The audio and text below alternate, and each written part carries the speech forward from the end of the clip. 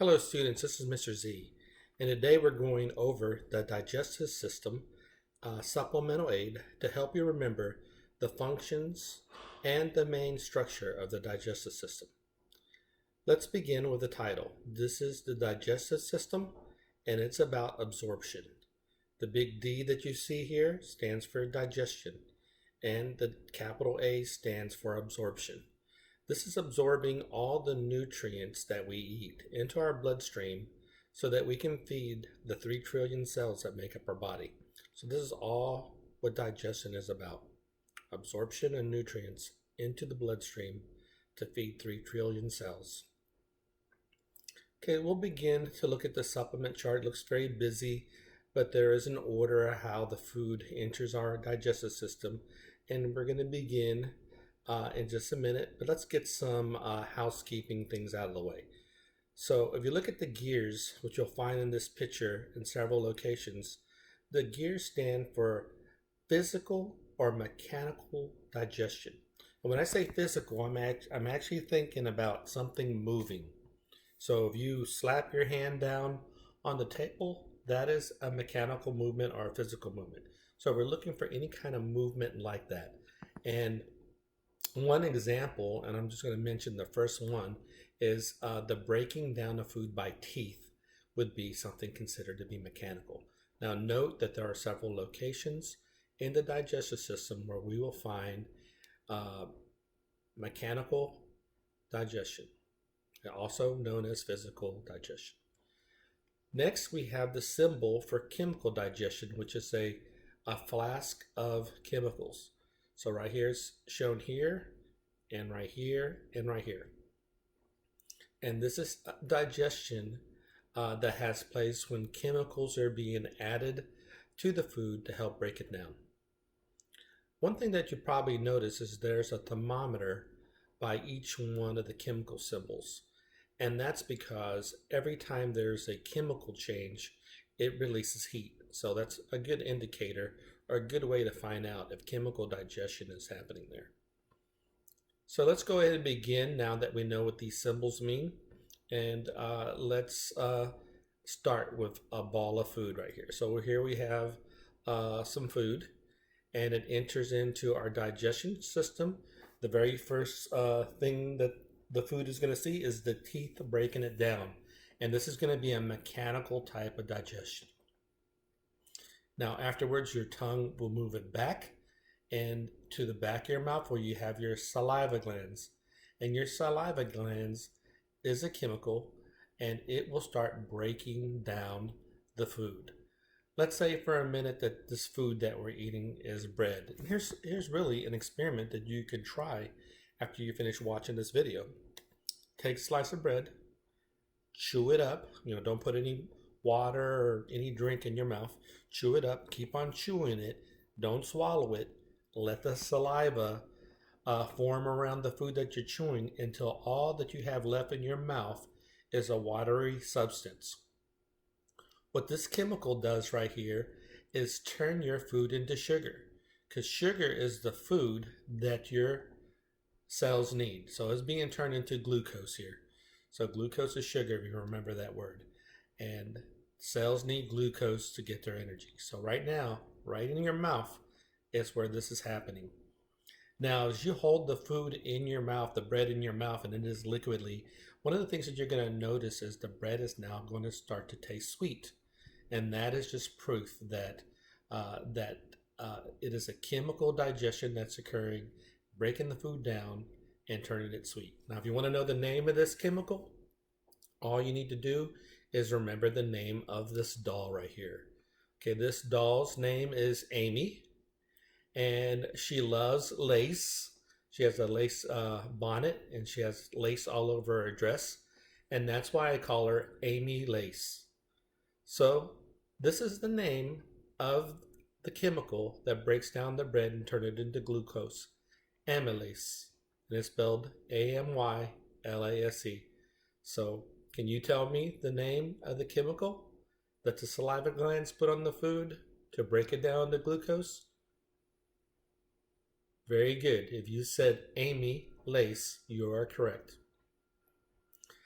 At this point, there is chemical digestion occurring because of the amylase, and the temperature should go up in your mouth. So if you want to take this experiment just a little bit further, take the temperature of your mouth before you eat the bread and write that down. And then after it becomes a liquidy slur in your mouth, stick the thermometer in your mouth again. Be careful you don't let any of those juices out, and take your temperature again. You will notice that there's a temperature increase. And again, that's because every time there's a chemical change, there's a release of heat. All right, so now that the food is now turning into glucose, it continues down the back of your throat where it meets a little flap.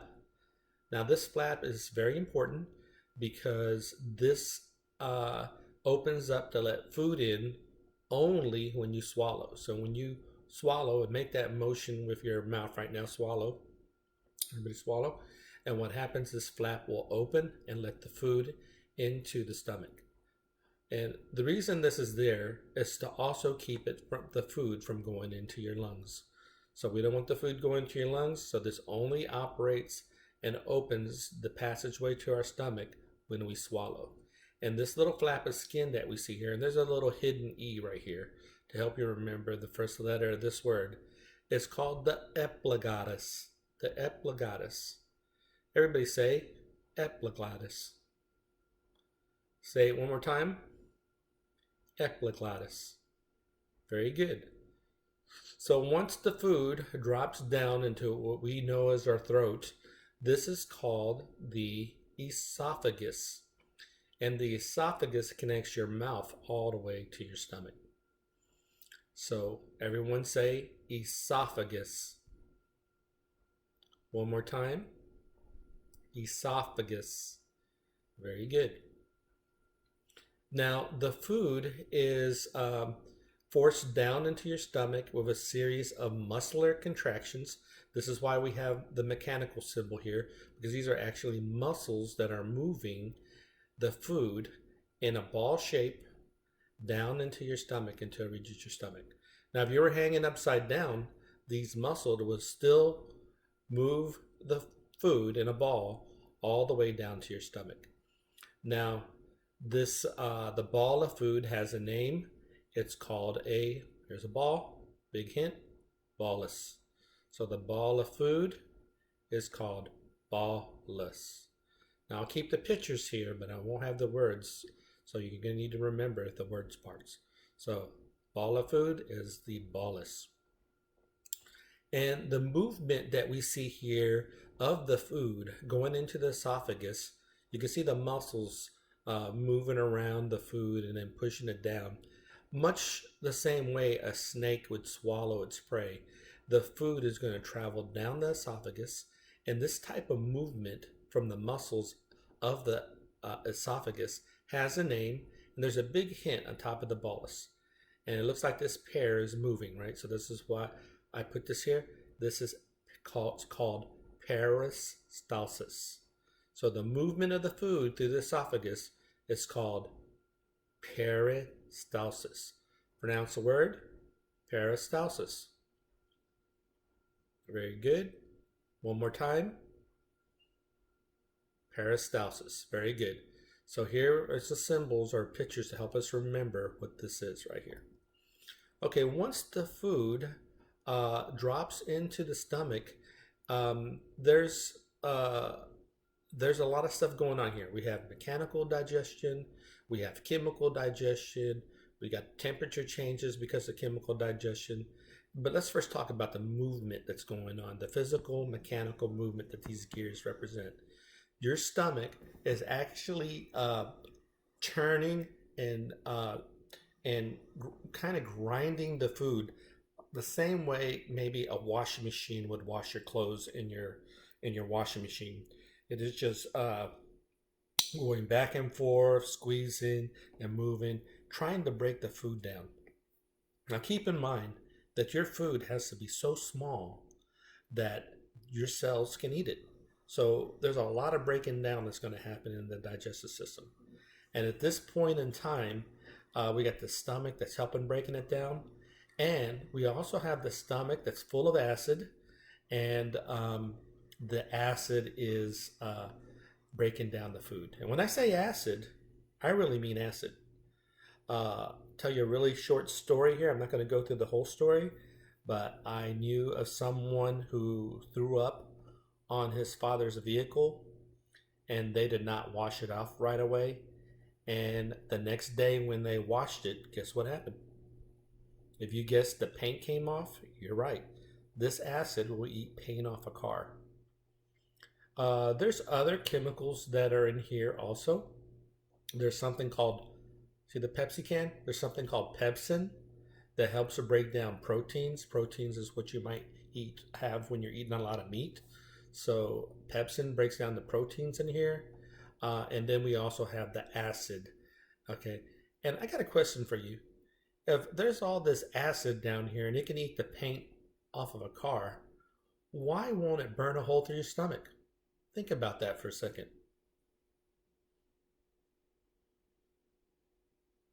Okay, let's see how you did. This acid that's in your stomach is very, very, very hard. If you've ever thrown up, it will burn your nose or burn your mouth. And again, take the paint off a car. But why won't it burn a hole through our stomach? And this is kind of going to gross you out, but the inside lining of our stomach is covered in, I'm going to say it, snot, boogers, whatever you call them. If you speak Spanish, mocos. All right, all this lining of the stomach is covered in those three words, but the scientific word for all this mucus, mocos, boogers, whatever you want to call it, the scientific word is mucus. So your stomach is covered in mucus, and therefore the acid cannot burn through it. It protects our stomach. All right, well, we're almost through. As you can see, we're very short, or not very far distant for where all the food or the waste needs to leave. But we're right here, and we're going through the most important, or let's say not most important part, but the most complicated part of our digestive system. So if you follow the stomach here, there's a tube here that goes into a curve right before it goes into small digestion. So we're just talking about this curve part. There's a lot of stuff going on. I call this the car wash section of the digestive system, because in just this short little bin here, there are juices that are being squirted from this green little thing and juices squirting with this pink little tube over the food as it goes through here into the small intestine. And that's why I call it the car wash, because if you've ever been to a car wash and you're watching all the soaps and the waxes that are being squirted on your car, this is exactly what's going to happen to your food as it passes through this area here. And again, we're trying to break down the food as small as we can to feed your cells. So as it passes through this area, and this area has a name, it's called the duodenum. And actually, there's two ways to pronounce this. So you pick whichever way you're more comfortable in pronouncing it. You can say duodenum, duodenum, or you can say duodenum, duodenum. Okay, pick your way that you'd like to say it. It won't be wrong. People won't understand what you're saying.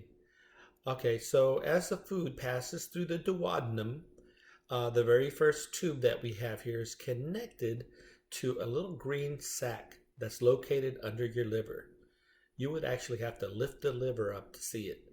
And in this green sac, it is called the gallbladder. And it's under the liver. And it's going to produce this green fluid, and it's going to travel through this duct or this tube. And the stuff that travels in there is called bile. Bile. And bile, big hint, bile breaks down fats. So if you eat a lot of food with fats, your bile is breaking down the fats so you can get tinier and tinier so that your cells can eat it. But also, we have another tube right here coming from the pancreas. So this organ right here that's underneath the stomach is called the pancreas. And if you can see a picture here, somebody taking a shot, this is what produces insulin. people that have diabetes, their pancreas is not working very well and they have to inject this insulin. But for people that are well, your pancreas is producing the insulin and is being shot through this little tube into the duodenum. And can anybody guess what insulin does to our food? What does it break down? So let's take a look over here to this arrow, and it says here the pancreas duct, or the tube, which is this tube right here, it breaks down sugar. So this cupcake with a crosser on it is breaking down the sugars so they can be smaller and smaller. So we're breaking down the sugars with the pancreas duct, and we're breaking down the fats with the bile duct right here in the duodenum. Duodenum, very busy place. I call it the car wash of the digestive system. All right, so once it goes through, we're now entering the most important part of the digestive system. And this is about 27 feet of intestines called the small intestines. Now, they're much longer than the large intestine, but they're not as thick. They're kind of thin. And here's where all the absorption happens. Now, if you remember, digestion is about absorbing the food, the nutrients, into your bloodstream to feed all your 3 trillion cells. So all that is happening right here. So this is really the main part, or the main function of digestion, is occurring right here. Now, one thing that I failed to mention was in the stomach, the food is now no longer in the shape of a slice of bread, no longer in the shape of a steak, but it's in the shape of like a milkshake or a Wendy's Frosty. That's what the food looks like at this point. And the scientific word for milkshakey food is chyme, and it rhymes with time. That's why I put the clock there. Chyme is the food. So right now, all this chyme now has bile in it, and now has pancreas in it, and is now flowing through your small intestine. Now, we're going to have to go inside the small intestine to see how it gets into our blood circulation. So if you look right here, this is the inside of the small intestine, and it's lined with millions of little tiny little fingers called villi. Think of it like a village villi. Millions and millions of little fingers that are absorbing the nutrients and then going into your veins. This is a vein. And once it gets in your veins, it gets pumped to your heart.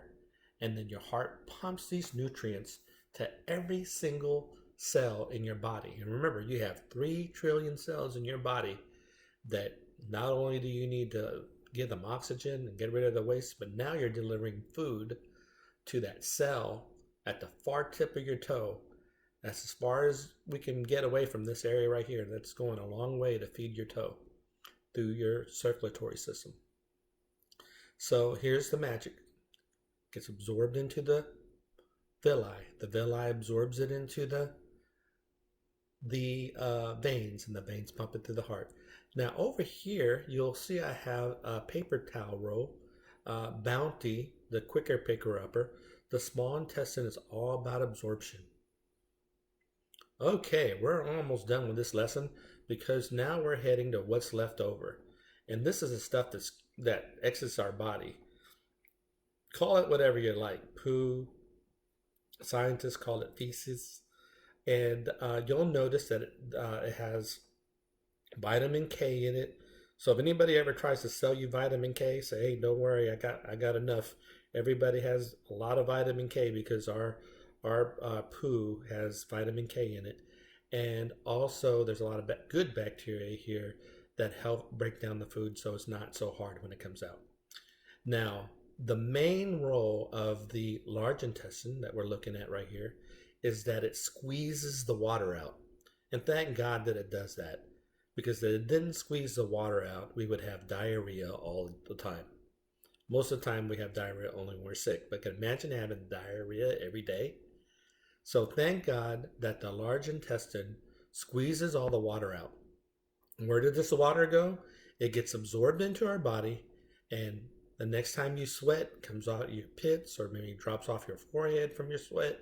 And also when you breathe out and we see that fog on a mirror, that is all that water that's being squeezed out of the large intestine that you're seeing coming out of your body. So there's ways that we get rid of this water by sweating or by breathing out.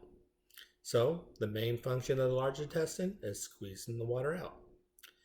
And just like in our excretory system where we have the bladder that holds all the urine before we go to the bathroom, there is a sac called the rectum that holds all your waste before you need to go out. So if you ever have the urge to go number 2, that's because your rectum, and here's a rectum that stores your waste, and then finally you release it right here. Does anybody know the name of this planet? This is the final part. What's the name of the planet? Uranus. So it finally gets released through Uranus, and that's how you spell anus right there. All right. So what I'd like you to do is rewind the video, play it, try to draw it the best that you can in your journal. This is going to help you remember it. And don't worry, this picture is going to be on your exam question in this lesson. And you'll be able to remember it by just playing the video twice, drawing it, and you'll remember all the major parts, the major organs of the digestive system and their function, and the main function of digestion, which is absorption. All right, well, this concludes this lesson, and I look forward to seeing your grades. I've actually think you're going to do so well, I'm going to go ahead and mark it as exam grade, and this will be your exam grade for this 3 weeks. Good luck, and you have 5 chances to take that test, so let's all get hundreds. All right, we'll see you.